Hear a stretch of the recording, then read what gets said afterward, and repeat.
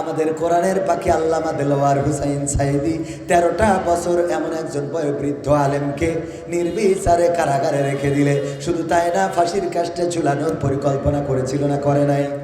রোদের যখন দ্বিপ্রহরে রোদের প্রখরতা বেড়ে গেল, তখন বলল এটাই আমার স্রষ্টা, এত প্রখর, এত শক্তি, এত পাওয়ার, গায়ে চাদরটাও রাখা যায় না, নিশ্চয় আমি আমার রবকে খুঁজে পেয়েছি।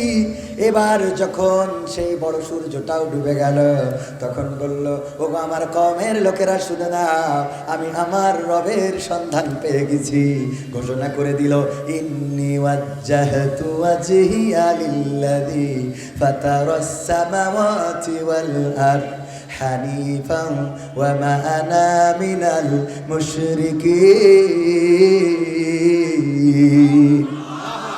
যেই যুবক এই যৌবনকালকে আল্লাহর পথে ব্যয় করে, এর থেকে স্মার্ট যুবক আসমানের নিচে জমিনের উপরে হতে পারে? যার মাথায় টুপি আছে, যে নামাজি, যার মুখে দাড়ি আছে, যার টাকনুর উপরে কাপড় আছে, এইটাই হলো স্মার্ট যুবক। চাই তাদেরকে বলতে চাই, আমরা 17টা বছর ধৈর্য ধরলাম, তোমাদের 17টা মাস সহ্য হয় না কেন? কিন্তু ফেরাউন ছিল যে শুধু মিশরের চেয়ারে সন্তুষ্ট না, সে চেয়েছিল আল্লাহর চেয়ারটা দখল করবে। বলেন নাউজুবিল্লাহ। সেই ফিরাউনকে সুবানি খাওয়াইছে না খাওয়ায় নাই? ফিরাউনকে সুবানি খাওয়ালো। নমরুদও দাবি করেছিল আমি রব, তোমরা আমাকে রব মেনে নাও, আমি সব কিছুর উপরে ক্ষমতা পান। ইব্রাহিম আলাইহিসসালাম মানলেন না। ইব্রাহিম আলাইহিসসালাম নিজে রব খুঁজতে লাগলেন। আল্লাহ রাব্বুল আলামিন রব পাইয়ে দিয়েছেন না দেন নাই? ফালাম্মা জান্না আলাইহিল লাইলু রাআ কাওকাবান قال هذا ربي فلما فلا قال لا أحب العافلين। ইব্রাহিম আলাইহিস সালাম আকাশে তারকা দেখলেন, দেখে বললেন এই তারাটাই আমার রব হবে। কারণ এর আগে জিজ্ঞাসা করেছিল মাকে, ও গো মা, আমার স্রষ্টাকে, আমার রবকে? মা বলল তোমার স্রষ্টা তোমার বাবা। বলল বাবার স্রষ্টাকে? বলল বাবার স্রষ্টা হলো ওই নমরুদ, নমরুদের স্রষ্টাকে? নমরুদের স্রষ্টা ওই মূর্তিগুলো, মূর্তির স্রষ্টা তো আমার বাবা, তাইলে এইগুলো স্রষ্টা হয় কেমনে? বুঝলেন? এইটা কেমনে স্রষ্টা হয়? নমরুদও মাথা নত করে কার কাছে? মূর্তির কাছে। কার কাছে? মূর্তির কাছে মাথা নত করে। ইব্রাহিম আলাইহিস সালাম মানতে পারলেন না। চিন্তা করলেন কি করে রবের সন্ধান পাওয়া যায়। তখন তো তার উপরে ওহী নাজিল হয় নাই, নবীও নাই, ওলিও নাই, পথ দেখানোর মতো কেউ নাই। বড় হয়েছেন এমনভাবে, গুপ্তভাবে বড় করা হয়েছে। কারণ নমরুদ স্বপ্নে দেখেছিল একটা আলোকারাজিয়া, একটা আলোক রশ্মি এসে তার রাজপ্রাসাদ ধ্বংস করে দিচ্ছে। এই জন্য পুরুষ সন্তান হতে দিচ্ছিল না। যখন এই আজরের ঘরে ইব্রাহিম আলাইহিস সালাম জন্মগ্রহণ করলেন, তখন গোপনে তিলে তিলে তাকে বড় করলেন। রব খুঁজতে লাগলেন, রব খুঁজতে লাগলেন, রবের দিশা দিয়ে দিলেন কে? এখনকার যুবকেরা যারা পথের দিশা খুঁজে পেতে চায়, আল্লাহ পথের দিশা দিতে পারে না? পারে না? আমার যুবকেরা যারা স্মার্ট হতে চায়, তাদেরকে বলতে চাই, স্মার্ট হওয়ার জন্য চুলের ওই কুত্তা কাটিং চলবে? ওই কাটিং দিলে মানুষ পছন্দ করে? পছন্দ করে না। যদিও হুতো সে পছন্দ করে, তারপরেও বিয়ে শাদীর কয়েকদিন পরে বলে চলবে না, চলবে না, বউ আর যাইতে চায় না, আরেক জায়গায় পরকীয়া আমারে আছে না নাই? অনেকেই হুজুরির সাথেই লাইন মারতে চায়, ঠিক না বেঠে? কারণ যা মনে করেছিল তা না। ওরে বাবা, যে 5 বেলা গাঞ্জা না টাইনলে দিন চলে না। সাইজের অবস্থা খুবই খারাপ, মাজায়ও নাই, পাছায়ও নাই, এরকম আছে না? এইটা যখন বাইকে নিয়ে চলে, বাইক মনে করে আরে আমার এত দামি বাইক তোর কিনার কি দরকার ছিল, এর থেকে কি ব্যাটারি চালানো একটা কিনা ভালো ছিল। এইটার পিছনে ঘোরে, ওরে বাবা কত জোরে গিয়ার, কারেন্টের খুঁটিতে মেরে একটা পাতালে আর একটা হাসপাতালে। ঘটে না? ঘটে না? একটা পাতালে আর একটা কোথায় যায়? হাসপাতালে। ওগো আমার ভাইয়েরা, এই যুবকেরা যারা এমন স্মার্ট হতে চায়, ওভার স্মার্ট হতে চায়, ওভার স্মার্ট হতে যে ছিঁড়া প্যান্ট, ছিঁড়া কাপড়, এমন টাইট প্যান্ট, এমন টাইট শার্ট, টি শার্ট যেগুলো পরে কোনো কারণে আগামীকাল জুমাবার, শুক্রবার নামাজের জন্য যদি মসজিদে ঢোকে, সিজদার সময় প্যান্টটা নিচে নেমে যায়, শার্টটা উপরে উঠে যায়, মাঝখানে কি দেখা যায়? কথা কয় না? আহা, এইগুলো আছে না নাই? এটা স্মার্টনেস নয়। আসল স্মার্ট হলো তারা যারা আজান হলে মসজিদে যায়। কথা কয় না? আজান হলে মসজিদে যাই। যেই যুবক এই যৌবনকালকে আল্লাহর পথে ব্যয় করে, এর থেকে স্মার্ট যুবক আসমানের নিচে জমিনের উপরে হতে পারে?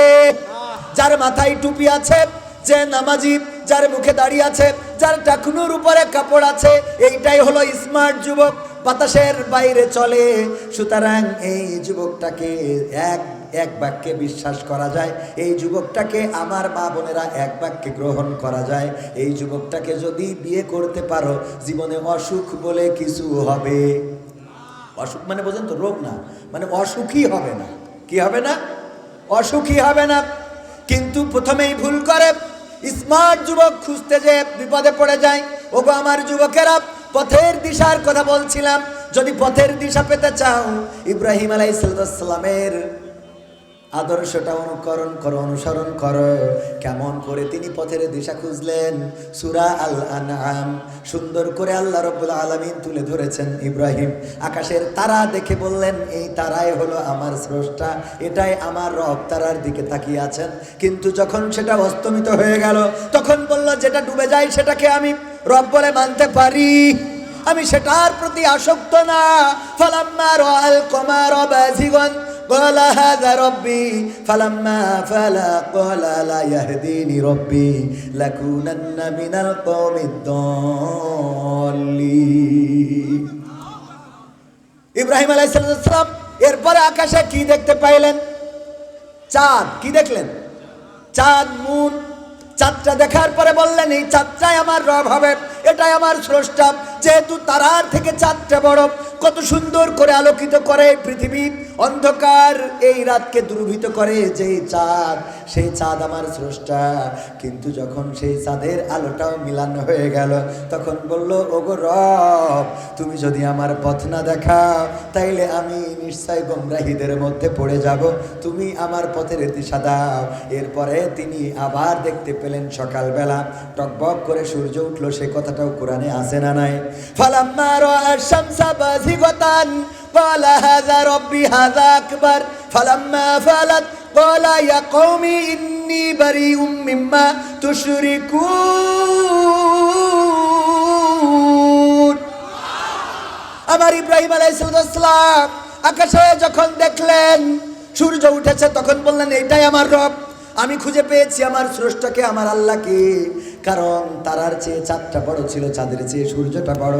যেই সূর্য রাতের অন্ধকারকে দ্রবীত করে দিল, টকবক করে ফুটে উঠে গোটা সমাজকে আলোকিত করে দিল।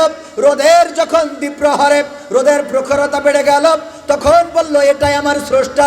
এত প্রখর, এত শক্তি, এত পাওয়ার, গায়ে চাদরটাও রাখা যায় না, নিশ্চয় আমি আমার রবকে খুঁজে পেয়েছি। এবার যখন সেই বড় সূর্যটাও ডুবে গেল, তখন বলল, ওগো আমার কওমের লোকেরা শুনে নাও, আমি আমার রবের সন্ধান পেয়ে গেছি। ঘোষণা করে দিল, ইন্নী ওয়াজ্জাহতু ওয়াজহিয়া লিল্লাযী ফাতারাস সামাওয়াতি ওয়াল আরদ হানিফান ওয়া মা আনা মিনাল মুশরিকিন। ইব্রাহিম আলাইহিস সালাম বললেন, নিশ্চয় আমি সেই দিকেই আমার মুখ ঘুরিয়ে নিলাম। এই আসমান যিনি সৃষ্টি করেছেন, এই জমিন যিনি সৃষ্টি করেছেন, এর অভ্যন্তরে যা কিছু আছে, যার স্রষ্টা তিনি, তার দিকে মুখ ঘুরাইয়ে দিয়ে আমি ঘোষণা করে দিলাম, আমি তোমাদের ওই দলের মার্কার সাথে আর সম্পর্ক রাখবো না। তোমাদের দলের মার্কার সাথে তোমাদের দল করব না, তোমাদের দলের পিছনে আর ঘুরবো না। আমি আমার পছন্দের দল পেয়ে গিয়েছি। তখনও দল ছিল না? ছিল না? কথা কয় না? দল ছিল না? তখনও দল ছিল। আমি আমার দলের সন্ধান পেয়ে গিয়েছি। আমি সেই দল করব, যেই দল, যেই পথ আল্লাহর পথ, যেই দল আল্লাহর দিকে ডাকে। আমি আমার পথটা খুঁজে পেয়েছি, আমার রব আমাকে দেখিয়েছেন, আসমান জমিনের স্রষ্টা যিনি, তার দিকে আমার মুখটা করে দিলাম। এরপরে কি হলো আপনাদের সব জানা, ওদিকে যাব না, আমার আলোচনার বিষয় সূরা ফাজর 27, 28, 29, 30 নম্বর আয়াত নিয়ে শুনতে রাজি আছেন? শুনবেন? শোনা যাবে? আমি আপনাদের সন্তান, কিন্তু আপনাদের মাঝে আসা হয় কম। এই অঞ্চলটা যশোর থেকে অনেক দূরে। আমাদের ভাইয়েরা বলল, ভাই মামলা হয়েছে, আর এখান থেকে যশোরে যেত, হাজিরা দিতে যেতে হতো। আমি মনে মনে করলাম হয়রানি করার জন্য বেশি কিছু দরকার নেই, এই ইউনিয়নে যারা আছে এদের খালি মামলা দিলেই যথেষ্ট। ঠিক না ঠিক? হয়রানি করার জন্য আর কিছুর দরকার কি হবে? শুধু মামলা দিলে যশোর পর্যন্ত যাওয়া আসা, যাওয়া আসা, যাওয়া আসা, জীবন শেষ। ভাইরা আমার, এই মামলা যারা দিত, মামলা যারা দিয়েছে, এখন তারা আবার উল্টা মামলা। কথা কয় না? যে যা করবে তার ফল দিবেন কে? নারকেল গাছ লাগালে তেঁতুল ধরবে নাকি? কথা কয় না? ধরবে? যদি কেউ তেঁতুল গাছ লাগায় আর যদি চিন্তা করে এটা থেকে বড়ই হবে, না, কখনো হবে না। আপনি যেটা রোপণ করবেন সেটাই হবে। যারা এতদিন গায়েবানা মামলা দিত আর এতদিন সাদা পোশাকে ধরে নিয়ে যেত, এখন আবার তারা একই কায়দায় ধরা খাচ্ছে না? খাচ্ছে না? তবে আমরা এই জাতীয় কিছু চাই। আমরা চাই না যে নিরপরাধ মানুষ হয়রানির শিকার হবে। চাই আমরা নিরপরাধ মানুষকে হয়রানি করা যাবে না। আবার যারা এখন নানান ভাবে নানান আন্দোলন করতে চায়, তাদেরকে বলতে চাই, আমরা 17টা বছর ধৈর্য ধরলাম, তোমাদের 17টা মাস সহ্য হয় না কেন? ঠিক না বেঠে? 17টা বছর ধৈর্য ধরলাম, তোমাদের 17টা মাস সহ্য হয় না। আরে তাইলে আমরা কত কষ্ট করলাম। আমাদের কোরআনের পাখি আল্লামা দেলোয়ার হুসাইন সাইদি 13টা বছর এমন একজন বয়োবৃদ্ধ আলেমকে নির্বিচারে কারাগারে রেখে দিলে। শুধু তাই না, ফাঁসির কাস্টে ঝুলানোর পরিকল্পনা করেছিল না করে নাই?